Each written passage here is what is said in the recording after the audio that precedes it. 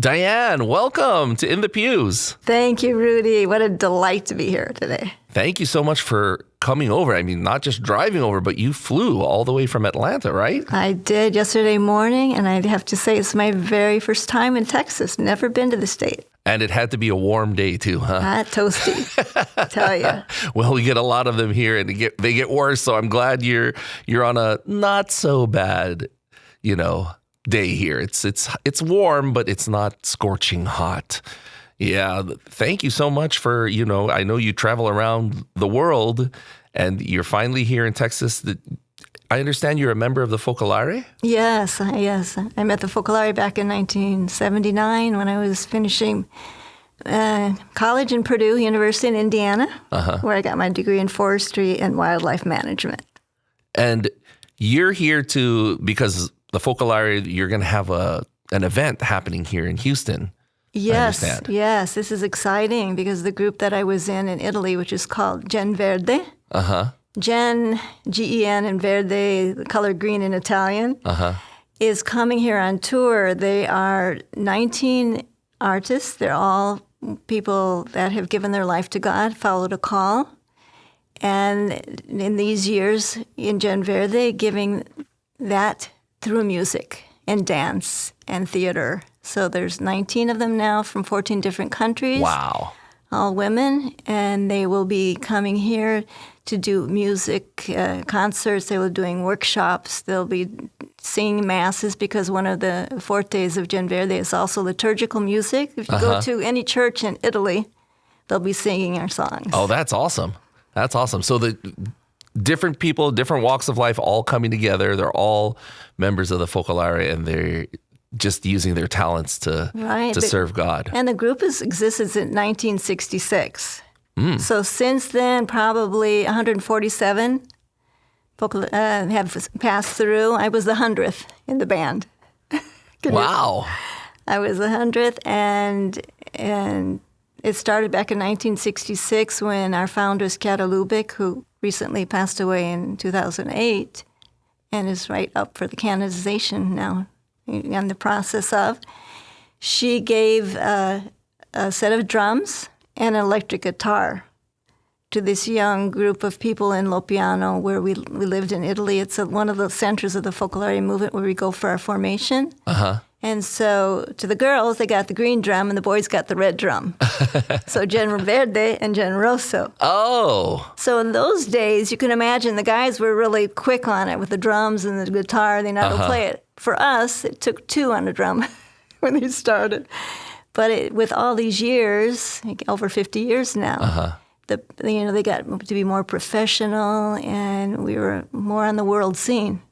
Now, let's talk about you, and let's get to know you. Did you grow up Catholic? I did. I have a wonderful family. I grew up in Indiana, in a northwest corner of Indiana, not too far from Chicago, actually. And my mother was always Catholic. My father was not, but he became so when he married my mom. Okay. Out of love. So my brother's 10 years older, my sister is 6 years older. We're very united. We all went to the Catholic school. Half a block from our house. Wow. From 2nd through 8th grade. And so we did grow up Catholic. It was a blessing. Did you know anything about the Focolare growing up? I did not. And even though God has a way of preparing you. And when I look back, thanks to you for this interview, I've never told my story in public. Really? Ever. In small circles. So I hope that today is like, let's all sit around the fireplace. Yes. And with our marshmallows roasting, let's tell our story. This time it's my turn. And so, those years, I always remember going to benediction with my mom when I was tiny, going to Mass on Friday, and singing the Tantum Ergum in Italian, this little pipsqueak, and blasting it out, and the adults looking, what's this little redhead doing? But I just had that. I love the chapel. I love it when there was the exposition of the Eucharist, and I just stare at, I don't know, there was something special.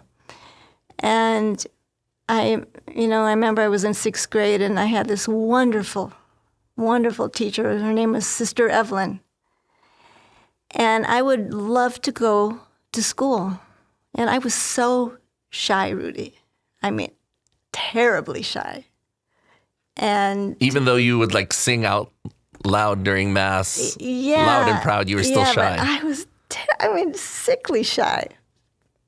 But I'd still, before the school year would start, I'd go over and try to meet my teacher and help her set it up. And But this Sister Evelyn, I remember she said, "Remember, kids, grace is a gift." And she drilled it into us so much that through my whole life I would remember grace is a gift. So, following that golden thread in your life, you see how God made you experience certain things, how he made you go through certain things. And even the suffering, I often ask myself, why, Diane, do you feel you grow more when you suffer or when everything's going peachy keen? And I say, no. Actually, it is when I'm suffering. Yeah. When I do go through something and I have to look for the love of God through that experience and where he wants to bring me. So, and then, even in the summertime, I'd like to go to Mass a little bit more during the week and also to give back to God. Did your parents see anything in you of like a future vocation? I think, my mom would always talk to me about her Aunt Babe. And her Aunt Babe was a missionary. And I think Aunt Babe always saw in my mom a vocation. And one day my mom told me, and after I'd already entered the Focolare, she said, I think Aunt Babe has something to do with this because I didn't enter, but she kind of made sure that one of my kids did. So you were the odds-on bet in your family to have a vocation? Well, I don't think we even talked about that. Really? Because in those times, all they knew was, or you became a nun, or I got married. And although I loved, this Sister Evelyn and all, I didn't feel called to a life as a nun. And so I said, I'll get married and I'll form a family and bring my family up, as close to God as I can. And I didn't know of an alternative, and I wasn't really looking for it. I was living the present moment in my life, being a teenager and enjoying it, and really a lot of contact with nature, because nature was always key in our family. Like camping, all of our vacations were camping. Because we were, a middle-class family. We couldn't really afford to do a lot, but we loved it. And my dad he sang barbershop growing up. Oh, that's awesome. It was his hobby. He was a very good singer. So we'd sit around the fireplace. He'd build a fire, and we'd sing around the fireplace and do our outings together. So were you very musical growing up? I actually, when we had a piano in the family, so when I was 7, I started with piano, but that's for like 6 months. And then when I was 17, I picked it up again, 6 months. But when I was in 4th grade, our Catholic school started the band. And that was the clincher, because we had to do a music aptitude test. Okay. So they put these earphones on you, when you're, that was years ago. To see if you were tone deaf or not, I guess, and right? And you hear these little beeps, and you had to write down what you did. And then that was fun because we didn't have to study it for that little span of time. We had something fun to do, Yes. And then we kind of forgot about it. And then after a while, we came back, and each of us had a certificate with our score. And I got 100% on it. Wow. On the aptitude test, which is weird. And then it was distinguishing notes, pretty much, or telling the difference between tones. Sounds. And it was sounds. Which one's higher or lower or something of that sort, Who knows? I don't even remember, tell you the truth. So then they took us in the basement. Okay. And if you know Indiana, they're big on companies that fabricate instruments. Okay. So in the basement, they had all the instruments spread out, and according to your score, they would kind of lead you towards a certain instrument. Oh, yeah. We think you're good for this one. Yeah, so they led me to an oboe. And they gave me a little oboe reed, Okay. And they told me to blow in it, and it just tickled my whole mouth. And I said, you want to try and play the oboe? I says, what is it? I never even knew what it was. So I went home and I said, Mom and Dad, can I start the oboe? And they said, Diane, you can, as long as you promise to practice half an hour a day. Mm-hmm. As long as you do that, we'll make the investment. And I said, I want to do it. Mm-hmm. And can you imagine, it's nothing worse than playing an instrument that you don't know how to play it. It sounds awful. And you had no idea what it's supposed to sound like. I didn't. And my aunt and uncle said, Diane, let us know when you're going to practice so we won't come over. And the cat, just the minute he saw the case, the cat would a beeline, and you wouldn't see the cat for another half an hour. That's hilarious. And that's how it started. So I'm saying nothing really came easy in my life. I had to work for everything, and I thank God for that. And you said, where did you go to university? At Purdue. Purdue. And at that point, were you already looking at some sort of vocation, or were you still thinking, oh, I'm going to get married and have kids? Yeah, I had no intention. So I says, I'm going to finish college. My dream house was a log cabin in the middle of the woods. Mm-hmm. And I was going to go work which I did. I worked for the Forest Service and the Fish and Wildlife Service. And I absolutely loved it. Was that right out of college? Right out of college. How long were you doing that? So I finished college in May, and in June, I was in Idaho working on the Targhee National Forest. So I drove out with 3 of my classmates, and everybody got dumped off at a forest. So I was the first one. And I went to the gas station there to ask for directions. And she says, oh, are you the new girl who's arriving for the Forest Service? So it was a town of 250 people, Du Bois. Everybody knew that you were yeah. coming here. And that became one of my best friends. Twice we'd hung out the whole time with Carrie, the girl that I met there. And it became, we were in the forest 10 hours a day. 4 days a week. Then we did firefighting, and I saw all those fantastic wildlife and the animals. And so that was my first job out of college. So when did you hear about the Focolare and entering the movement? The Focolare I met when John Paul II came to Chicago. Okay. What year was that? And that was 1979 in October. How old were you at that point? I was 20. 20. Okay. So still in that first... I was in my last year of college. Okay. And then what happened? Did you immediately get drawn to them, or is it something that just kind of stuck in the back of your mind? Actually, what happened is that they said that they're going to be able to see the Pope twice, my friends, because I was singing in the folk group at Mass on Sundays. And with this circle of friends, they said, we're going to go see the Pope, and we're going to see him twice. I said, twice? How come? Oh, because we're part of the Focolare movement. And I says, oh, do you think I could come with?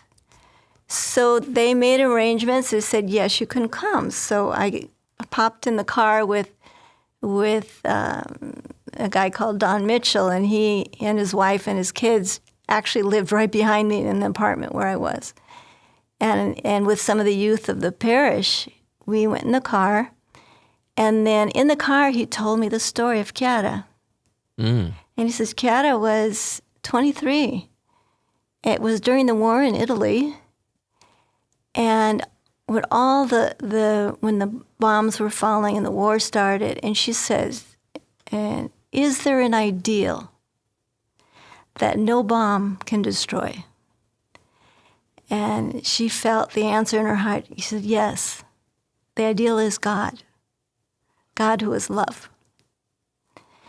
So from then, she says, well, if that is so, then I need to give my life to God. So they would run to the bomb shelters, she and her first companions. And it was those times when it wasn't common to have a Bible in your hands, especially a woman. Really? Yeah. Wow. And she was a teacher and working with the Capuchins, I believe. And so she had this little Bible. She asked the priest. And in the middle of the bomb shelters, they would open it up. And in the first thing they said, where two or more are united in my name, there I am in your midst. The prayer of Jesus, that all may be one. So as she was doing this, these words came to life. And they would go out and live them. And they would bring other people. The bombs were going, but they would go in and gather people from the streets, bring them to make sure that they were safe. And under candlelight, again, open it up again. And read another phrase and going to live it.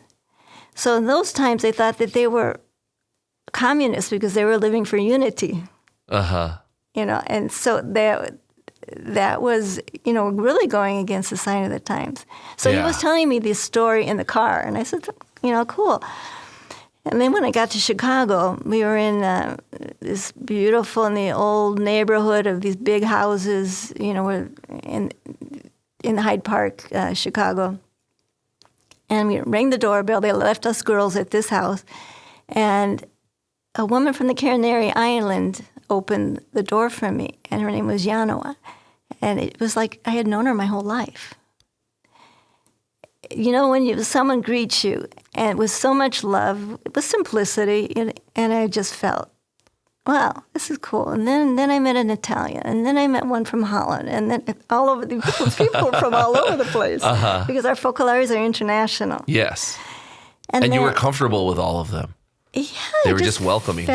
I felt good, and I was touched by the harmony of the place, how things were laid out. I mean, even just the towel laid out on the bed where in our room where we were staying. You just felt that you were loved, no?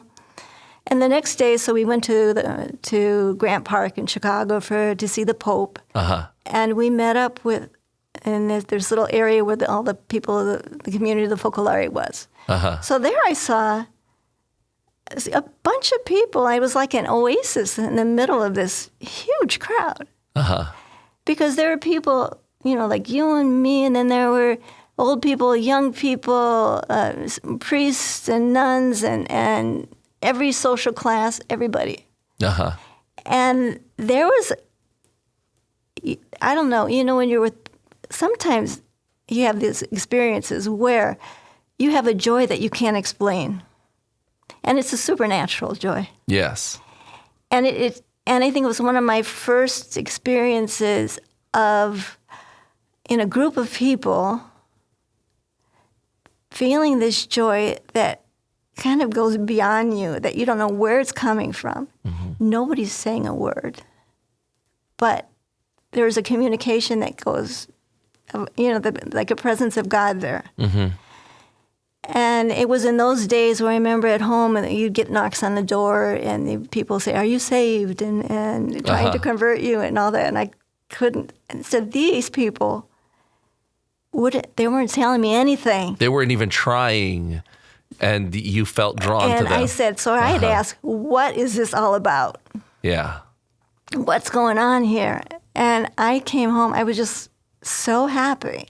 And so, I don't know, so I went back to Purdue, and on every Sunday, we would meet together with the group at the university. There was the priest of our parish, and this married Focolarino, the one who was in the car who told me the story. Because, there's all the vocations in the Focolare. Yes. According to what you're called to, or even just to live a spirituality. Okay. And so we would meet, and it was called the Word of Life. So the Word of Life meeting takes a phrase of the gospel of that in the readings of that month, and Chiara would write a commentary on it, how to put it into practice. And even though I went to Catholic, so this is scandalizing, Rudy, because even though I went to all those years of Catholic school, this aspect of listening to the gospel, going out and recognizing it and say, I'm going to love Jesus, my neighbor. I am going to try and live out these words. In your everyday life. It just wasn't there, even though I lived as a Christian. I had that in me. But to consciously say, I'm not going to judge. I'm going to love everyone. I'm going to try, because, we're all human. And thank God we make mistakes. You know, thank Yeah. God, that's my salvation, all the mistakes I make. So I'm not even scandalized by my own mistakes anymore. But so we read this Word of Life. I don't know if it was, to see Jesus in your neighbor or something similar. So this high school girl that was in our group, she shared her experience. And this was in 1979, I still remember it. She said, I am a slob.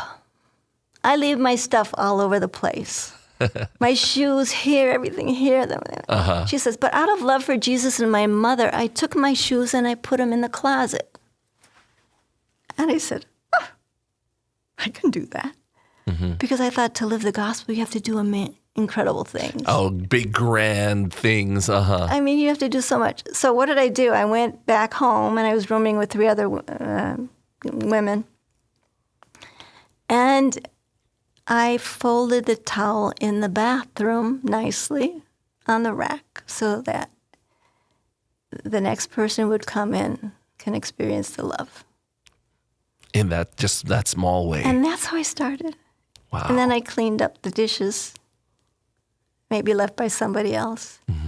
And then I understood that I couldn't judge somebody when something rubbed me wrong, and I shouldn't complain. So these words, and this Word of Life really helped me. Don't do your acts of righteousness before men to be seen by them. Because also being shy, I wanted to be accepted. So you do things in a certain way because you say, well, just to fit in and to fit in and be loved. And even though I don't like to follow the crowd, not that, but easily hurt, yes, and easily jump to. Even though I said I think I was 21 before I ever even thought. When you start thinking, oh, that one did this because they thought this and all that. That I think was also a gift from God of a protection. He was protecting me from something because I didn't naturally judge people. I didn't. And I don't know. You just see how He leads you. This golden thread. How He leads. He has you experience all these things because He wants you to get you to this point, and then it's a whole new beginning of a whole new chapter. So at that point, is that when you started to really look deeply into the Focolare? I just kept up with it, and I was one of the youth at the Focolare. We call them new generation. Okay, who try to live the gospel. So I didn't. I mean, I was kind of far away, and then I left for the forest, but I kept in touch, and then I would go to their summer gatherings, which are called the Mariopolis. The city of Mary. So we'd have, it's like a summer retreat for families, for everybody, and you just get together. You have spiritual moments of games together, of praying together. But the thing with the Focolare is what really touched me is that it's a collective spirituality. You go to God together. So it's not like I go in my own room and I just do. No, we need to share. We share our experiences. We help each other. We haven't, keep an eye on, okay, Rudy, you don't look quite yourself today. What's going on? Kind of keep each other in check a little bit and see. You care. Yeah. You care, and you learn how to go outside your shell so that you can try and live with the other ones going through, understand each other, be there for each other, and sweep each other away to go to God together. Because no one is up all the time. We all have our ups and downs, and we all need to have our ups and downs. But that ability to start over and to feel that the other one's going to love you anyway, even though if you messed it up, even though if you crushed their toes or you said something, that courage to come back and say, hey, Rudy, I'm sorry. I really shouldn't have said that. At what point did you say, I'm in this, I'm joining the Focolare movement for sure? It took me some other people saw it in me before I did. But I remember going home after one of these Mariapolises and crying my eyes out, and feeling kind of not really totally feeling the call from God, but I was called to something. And looking at this crucifix in my mom and dad's room, kneeling there, which is now in my room. I have a crucifix because it speaks to me very loudly. And saying, God, if it hurts so much, it must not be what you want from me. So I said, no. So I think it was in 1983, after one of these summer Mariapolises, where it was just like, this is it. And I was completely sure of God's call. And 3 days later, I was in New York and in the Focolare, for this school of formation. And it was tough. Really? It was tough because, I never really was super, super close because I was working here and there. And so it was like, I think he put me through the rind to see if I was really serious. And it was I was sure of his call. So no matter what happens and how hard it was, I'm here, God. So he tested you. Yes. Yes. What was the most difficult part in the beginning? That's a good question. It was changing. I remember first part, I said one of the reasons I didn't want to go in the Focolare because I did not like cities.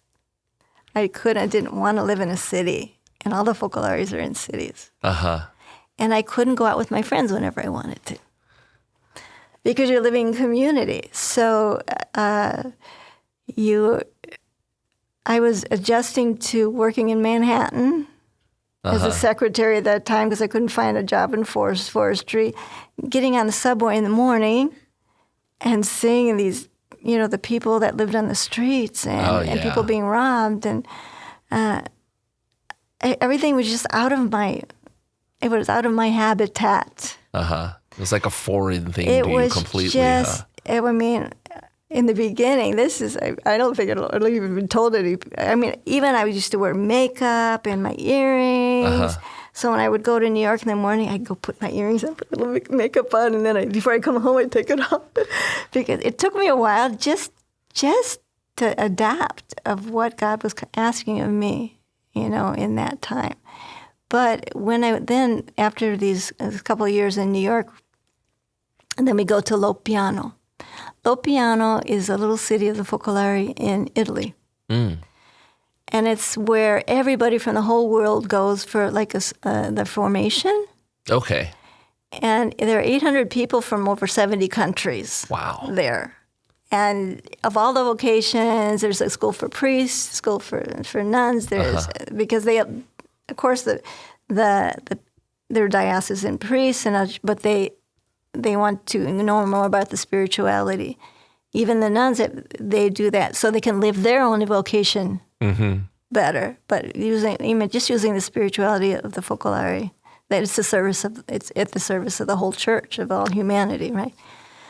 So I have to be honest that when I got to Lopiano, it was just so fantastic. Really? Living with people, from every walk of life, all over, from people from all over different countries, every different language. We all spoke Italian, or we tried to.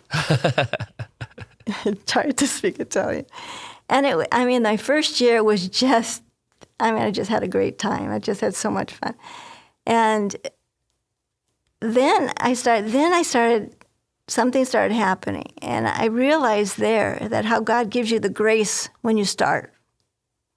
And he gives you the joy. And so he's doing the 90%, 95%, maybe 98%. And our part is like the 2%. Then he starts withdrawing it little by little. Where you got to make it happen. You got to put in more effort. You got to put in more effort. You've got to find a way of keeping that union with God, making it grow, listening to his voice. You know, even though we're two or more gathered in my name, you feel his presence. Mm-hmm. And so there was a time when you were asked, what is the tough time? Yeah. The tough time, too, is when I wanted to do my own thing. Oh. And I kind of say, okay, let me do mine and then I'll do yours, and that I just feel that over these years, how God makes way. But I said always through suffering. And through that, seeing him hidden. I remember Chiara, I loved her saying, "Where's Jesus forsaken?" So where it's the cross, and you'll say, "Oh, it hurts. Oh, that someone said something, or this said something."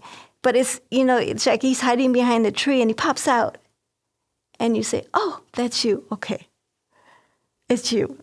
Okay, it's you in this suffering. It's you in that suffering. Mm-hmm. I can embrace you, and I can love you." How did your parents react to you moving, out of the country and all that? My mother was devastated. Really? My dad took me to the airport. Oh, your mom didn't even go with you? To the airport? No, she didn't take me. Was she mad? I could still see her in the window of the kitchen window. And my heart was broken and hers was too. Oh, wow. Because I didn't do it well. I mean, I left very quickly.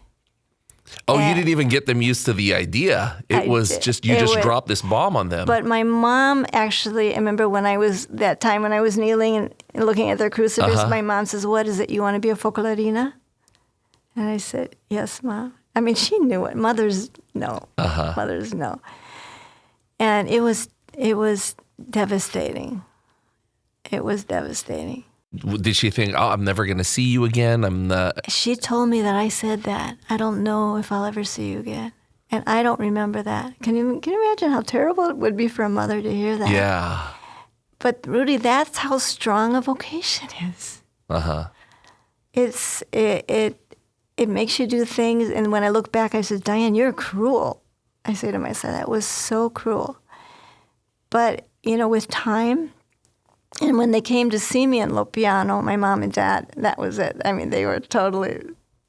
And then over the years, and then I found a letter. My mom passed away a couple of years ago, and I found a letter. I had hundreds of letters that I sent them over the 27 years I was in Italy. And she saved them all. So that's my diary. Wow. Of all my excursions and all in Gen Verde, all the incredible experiences that we lived.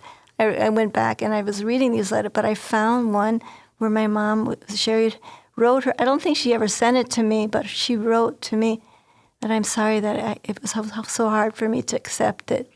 But I know, but she did it. She did accept it. And over the years, mom and dad and my brother and sister, I mean, our relationship is so strong. So she never sent you that letter? She never sent it, but I found it. Wow. I found this letter, which totally floored me. And it was after she had just passed away. I can imagine that. But of course, you had gotten back in, she had accepted it, I mean. It took her, I think, when they came to visit me my first year in Lopiano, when I'd just been assigned to Gen Verde, and they came and they saw where I was, the people I was living with, the experiences that I was having, and they said, okay. But my mom is so special because she never complained, and I never heard her pass judgment on anybody. Really? I don't know what she was living inside, but she held to it. She such an example. So she never said anything like, oh, well, if you're going to have a vocation, can't you just be a nun and live in Indiana? She never said anything like that. I've heard that. Oh, she did? I don't think she said it, but a lot of other people did. Why do you have to be so far away? Why do you have to go here? Why do you have to go? So you knew that was kind of what she was thinking. If you're going to live a vocation, try to make it close to home. Well, I don't know. I was probably so naive. I don't know. And I don't say naive, but I was so caught up in what God had asked me. And I had jumped head over heels, and I had gone in that. You see a lot of things when you look back. But sometimes it's okay to be blinded. Yes. Because you have to follow that ray. You were falling in love. That's what it was. You were falling in love. Right, exactly. Tell me more about Gen Verde. Gen Verde, so, oh my gosh, there's so many experiences. Gen Verde, I would say, was experiencing miracles every day. And it's a musical group. It's a musical group. We did concert tours all over the world. And so we wrote our own songs, we wrote our own musicals, and the composition. But what's different? The different here is that you're together 24/7. So what you live is what goes on stage, indirectly. So it's not like a performing arts group where after the performance, everybody goes their separate ways. They go to their separate homes.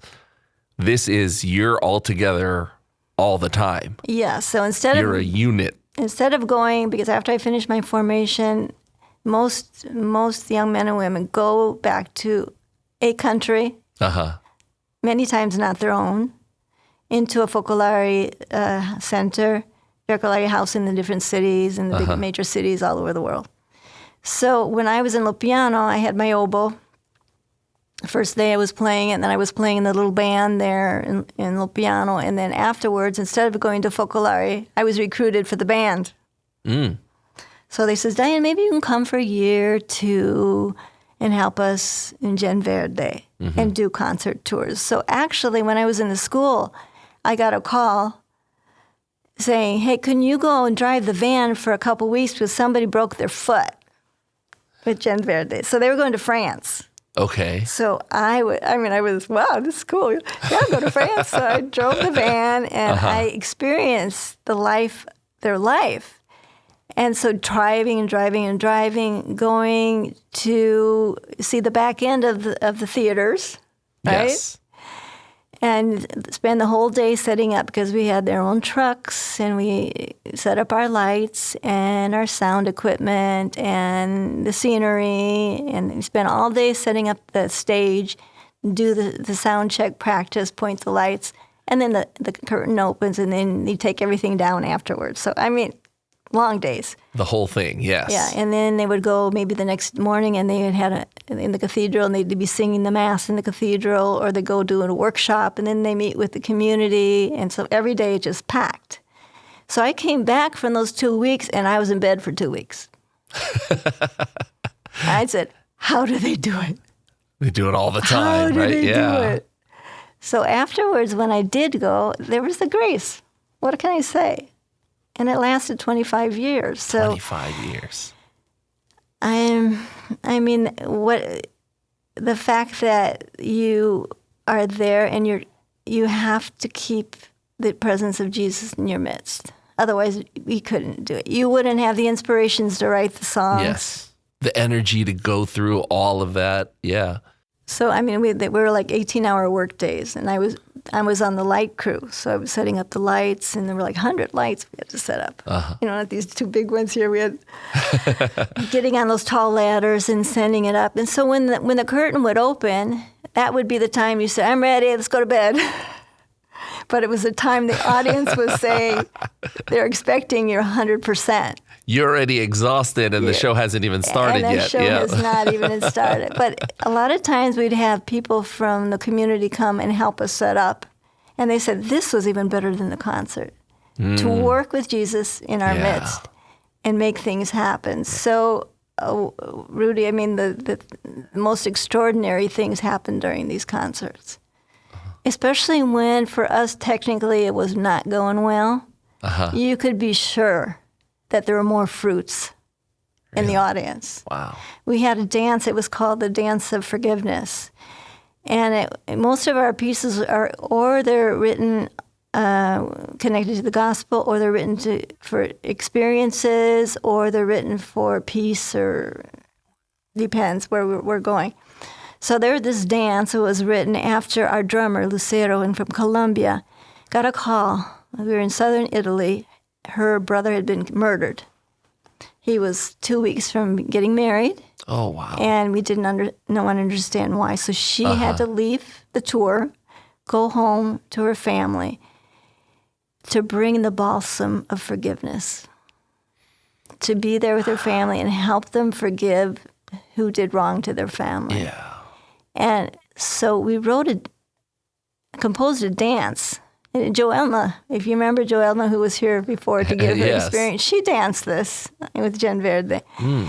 And it was experience of a clenched fist in sign of vengeance, which later opened up at the words of the gospel, love your enemies, do good to those who persecute you. So it was a sheet carried on the shoulders of a group of people to signify suffering which is shared. Okay. So this dance, I mean, we ended up doing it also at a lot of our workshops, and it was not only part of the concert, but the strongest experience I have ever remember of people, because afterwards they would write their impressions of the concert, and they would leave it with us, and we continue corresponding with a lot of people these years. So there was a young woman. She said, "Thank you for that dance. It touched my heart so much. And I want to share this with you." She says, "When I was 4, my father killed my mother. Oh, wow. And I had never wanted anything to do with my father. After seeing that dance, I decided I will get on the train, go to Regina Coeli in Rome to bring my father my forgiveness." Wow. She did it, and after 2 months, her father died. Wow. And it all came from that dance.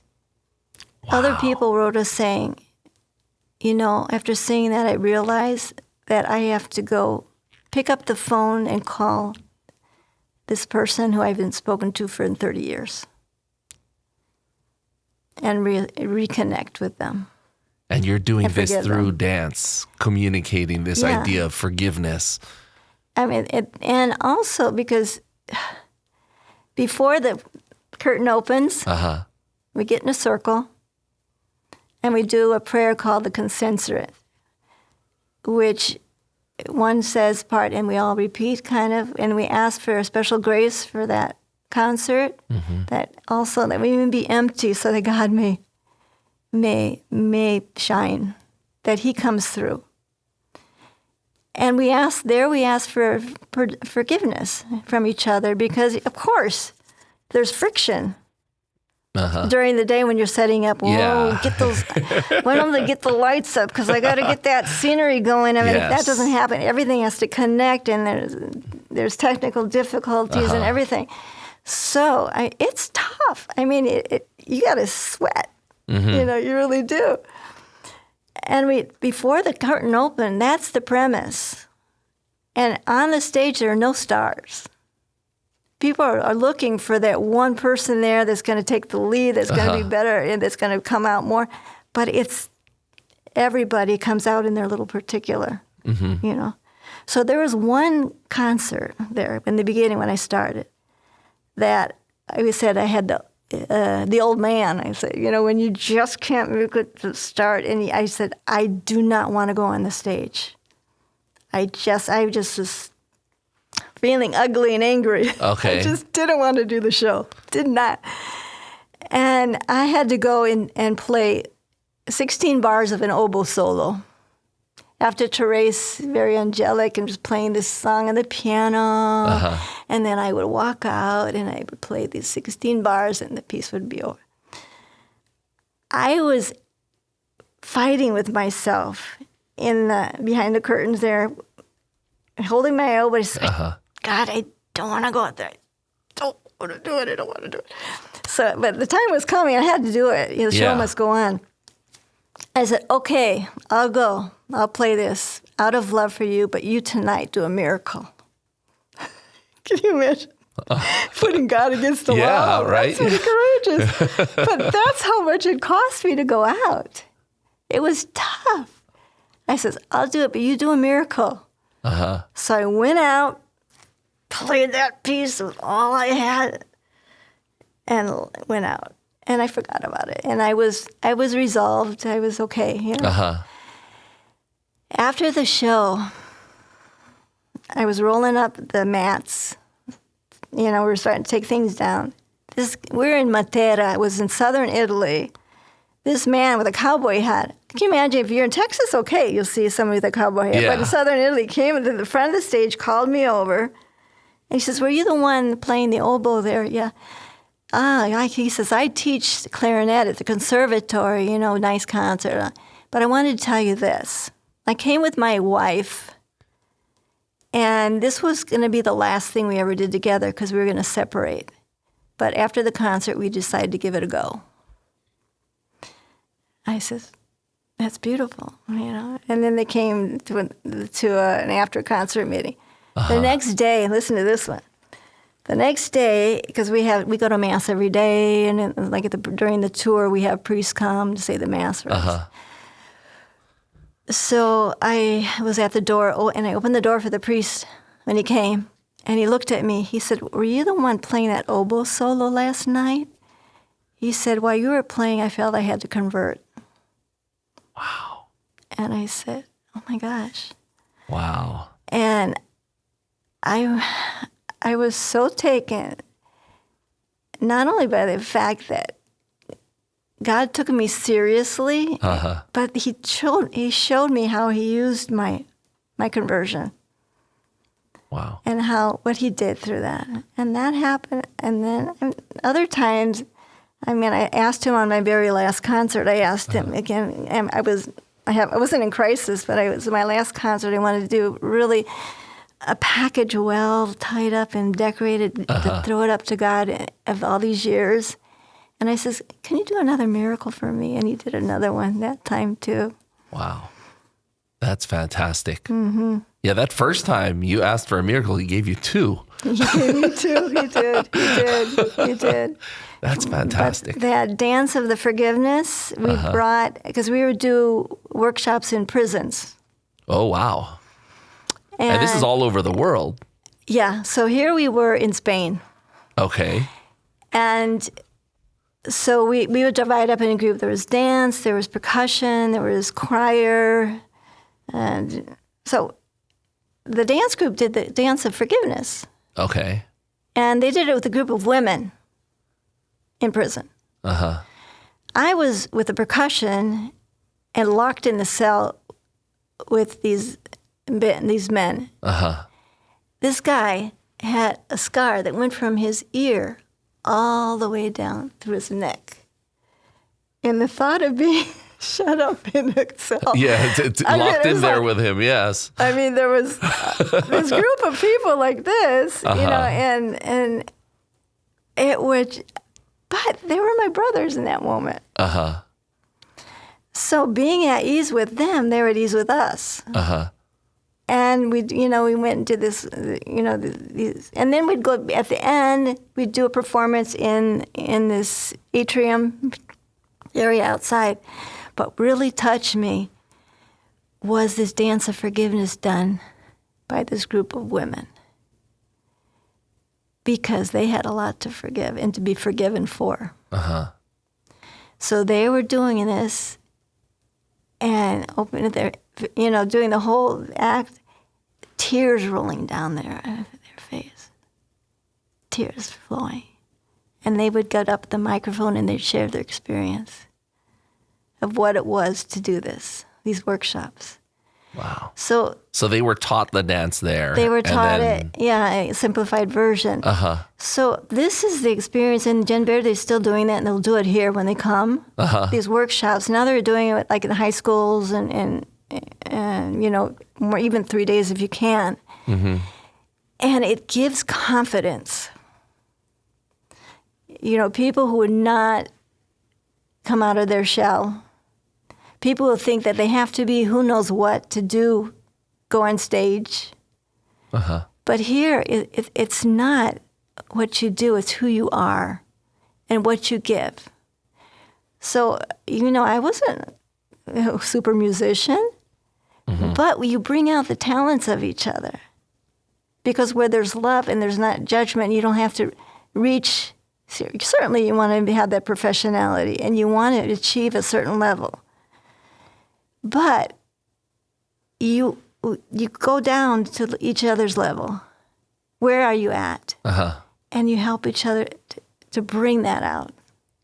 So, the experience of these workshops is incredible. And I had it the same way with me. They bring out my talents. Then they had me learn the saxophone, and I was dancing on the stage with the sax.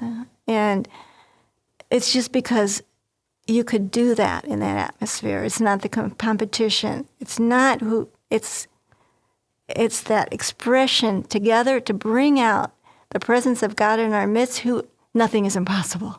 And what's cool is that it's an actual physical act that you can do, like you said, forgiveness. Because forgiveness is something really abstract, but here you're doing an action, kind of practicing forgiveness physically. That's awesome. That you can. It helps you make that connection. Right. So you said that 25 years with Gen Verde, and you said that God really helped you get through all of that. Is it something similar to, I've heard stories about, artists who've had a hard time, when they go on tour, when they go on the road, it gets difficult for them. And sometimes these tours are just like a couple of years long, but this is 25 years. Did you face any similar challenges through the 25 years that you're, performing, going around the world and doing all of these things? I think the last few years was physically challenging because we had to load the trucks. It was nice when we were in Japan and we were doing things out, because then we had people carting our stuff around and helping us load, But I just am so grateful for having had this experience, to be able to share it, to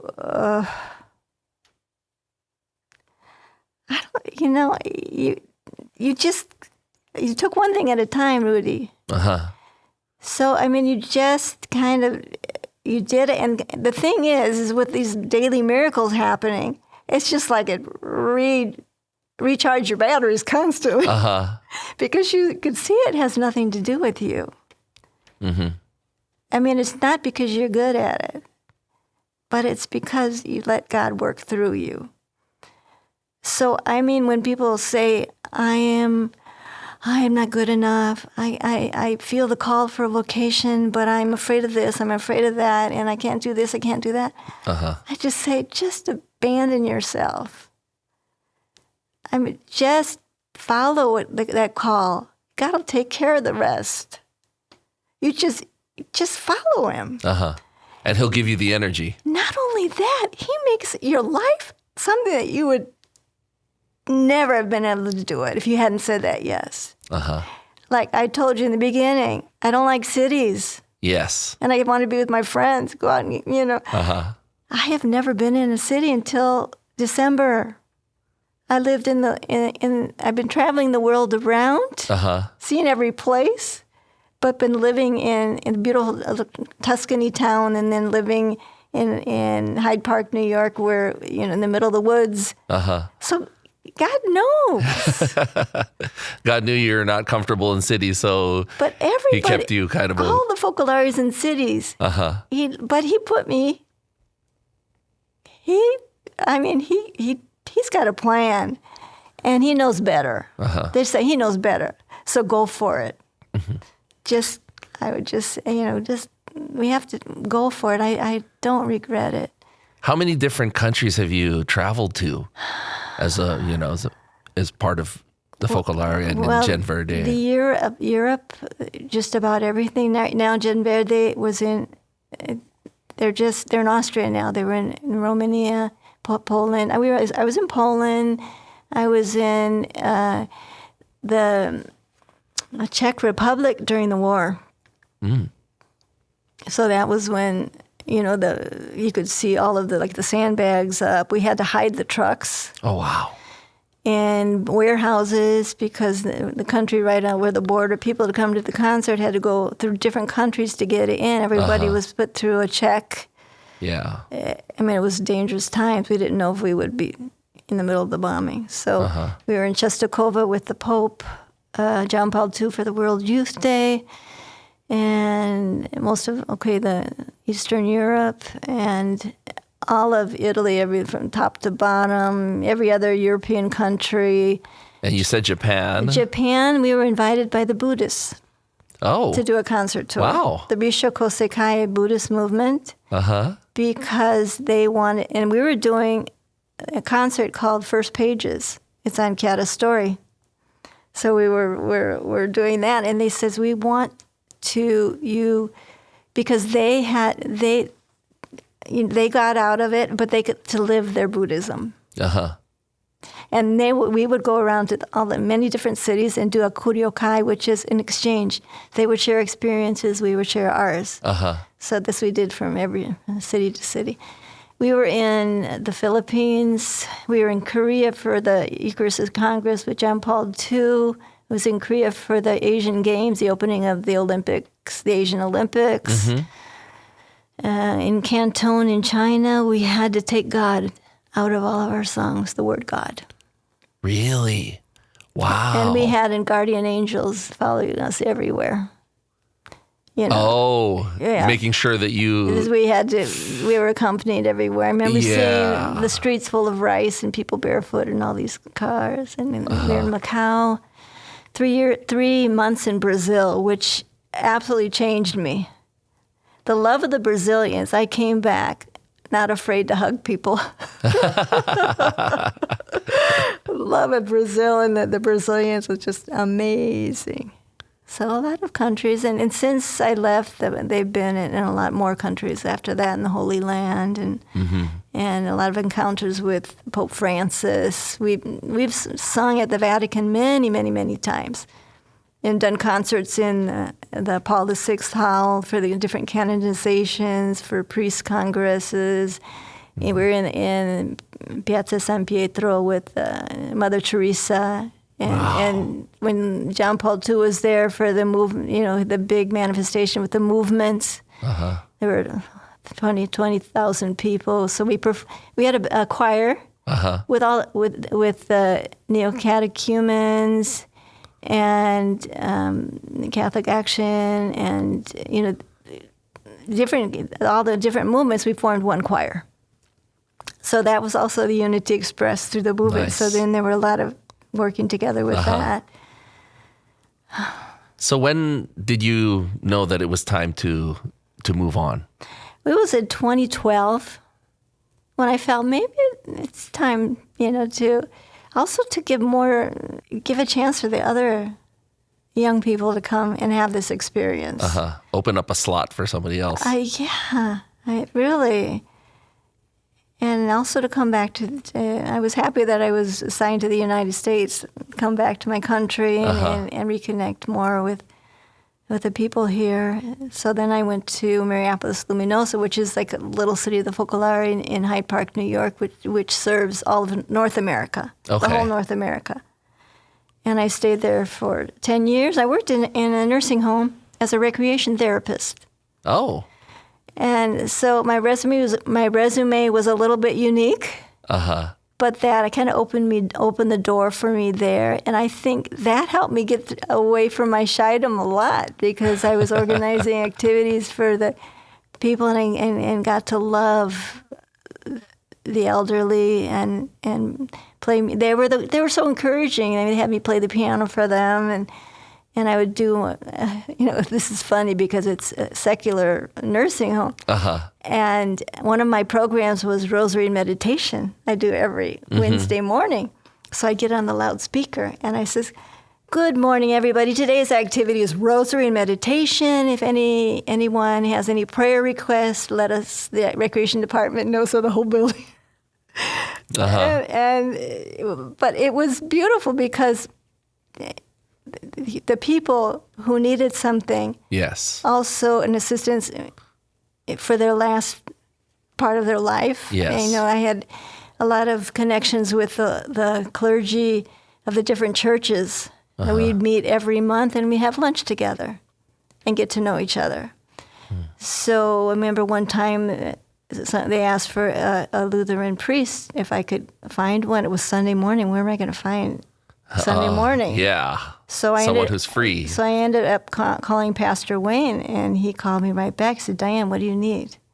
I said, "I have Ruby here. She's end of life. Her family's asking for, to come and visit her."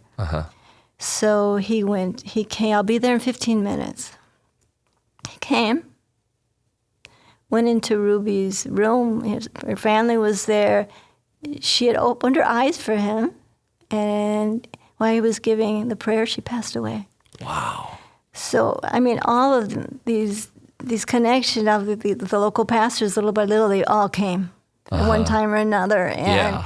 And also here, that bond of respect, of love, of supporting each other in our different vocations and our different ministries. Yes. How working together, we would have the Walk of the Cross. It would involve all the churches of the town, and we'd walk together and do the Stations of the Cross. Then Good Friday, have different occasions, respecting each other's differences, but not letting that be an obstacle to our dialogue and to working together, and, to love between us. How long were you there? I was 10 years. I was 7 years in the nursing home. And if you want to hear a little funny story, I can tell you a funny one. So there was this elderly gentleman. He was 91. And he was dying. And I would go in and visit him. Herb, his name is. And I would sit near him. I just hold his hand. And I said, Herb. And he looked at me. He said, "I'm really sorry I have to tell you this." He says, "You know how much I love you, but I don't think we have a future together." While you're holding his hand, and he's he looked at me and he said, "I'm really sorry to tell you this, but I don't think we have a future." I thought that was so sweet, though. A lot of people, and I found so many experiences where you come in and the people, they don't want to see you, they don't want to talk to you, but when you go beyond that, and in the end, you end up creating a beautiful relationship where people, they can pour out what they have in them to create that possibility.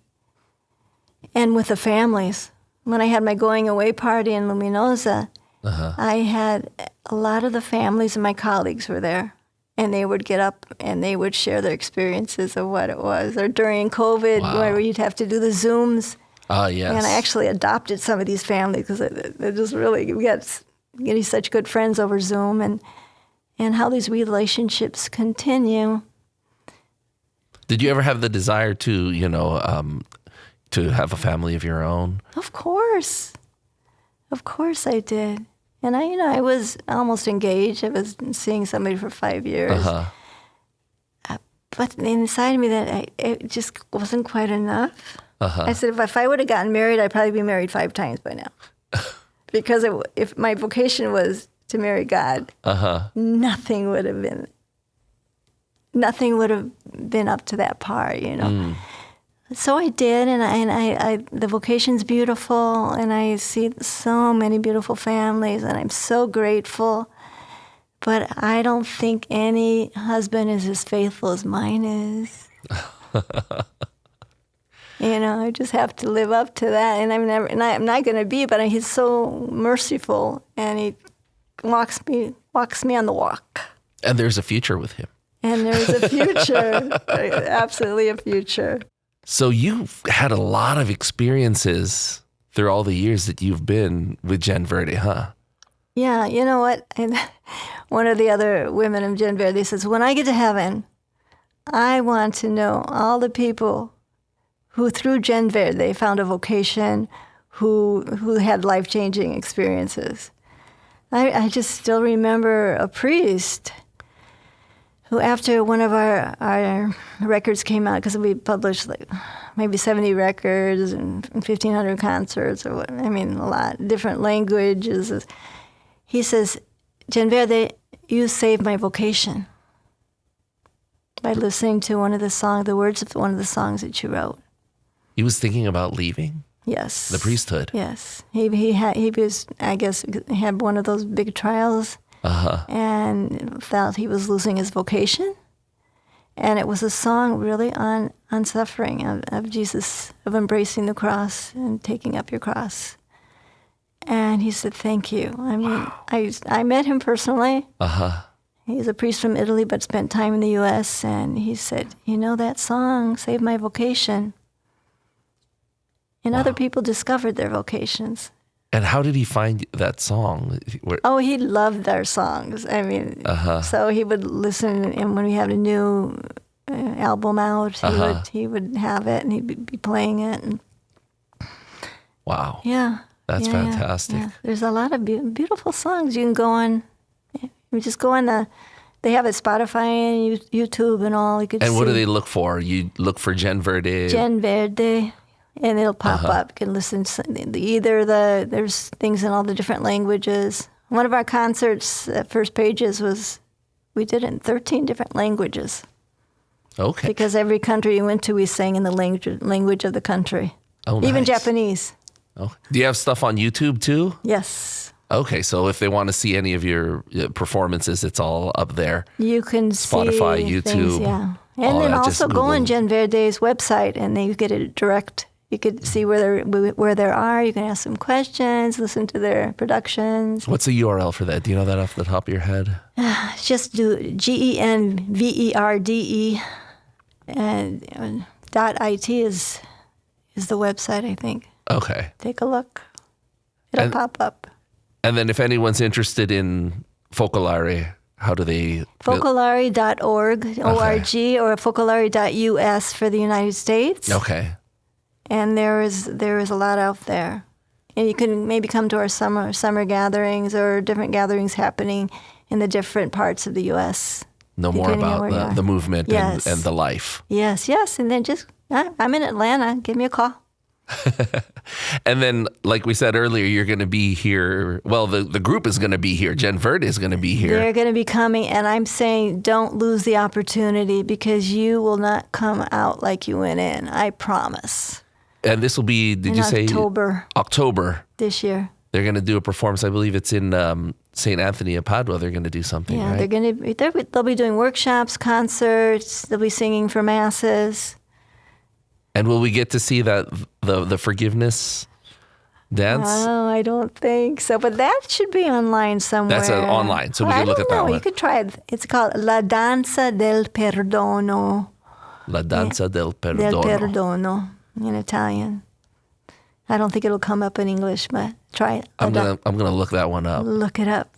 Yes, we'll post something on our social media, a link to that. And for the World Youth Day in Lisbon, they composed a song called "Girl with a Mission." It's on the theme of the World Youth Day. So that just came out. It's a music video. Cool. Yeah, it's nice. What brought you to Atlanta? Atlanta, well, after I was asked to go to Atlanta, because they said, Diane, I think Atlanta is a perfect fit for you. And I said, okay, let me, I'm ready to go. I mean, I've been in New York 10 years. And after all these years, since 83 to last year, I've never been in a city, but now I was ready to go to one. And actually, I really, really, really like it. So we live in a little town. It's called Tucker. It's right outside of Atlanta. And we're renting a house. I live with 2 other Americans, one from Argentina and one from China. There are 5 of us in Focolare house. And I think it's been like a magnet. there were 100 people at our open house.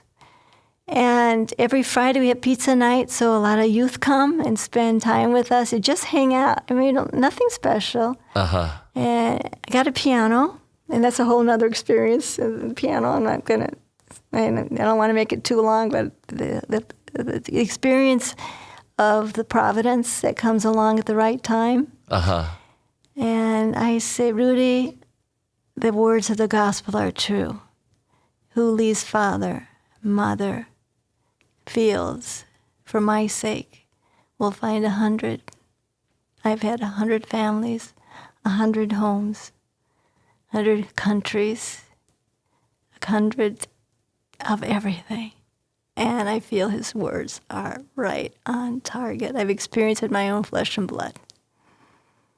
That's fantastic. Thank you so much for coming in and, telling your story and your experiences.